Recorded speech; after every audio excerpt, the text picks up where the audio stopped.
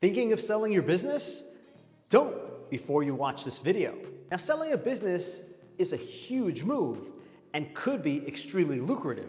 Otherwise, why are you doing it? But when you structure the sale itself, there are various ways of structuring it to be able to benefit from our tax code. Now, you probably heard of an asset sale versus a stock sale. That's where you sell all the assets of the business to the third party, or the stock sale where that person comes in and just buys the stock, or essentially the entity itself, meaning everything that the entity has, all the assets, as well as all the liabilities and potentially all the history of the business as well, meaning if you're in trouble with the IRS or any local state jurisdictions, sales taxes, they can acquire that while doing the stock purchase.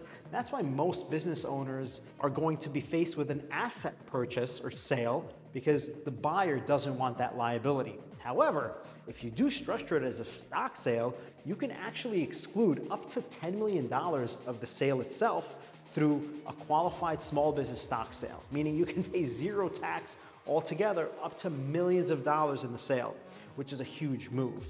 The other thing you have to be aware of is how do you time the sale? So let's say it is an asset sale, not a stock sale. You can time it through an installment sale where you get paid out over time, so you don't recognize that income hit in 1 year. Yeah, it's gonna be an installment sale that may be subject to certain things like interest calculation, right?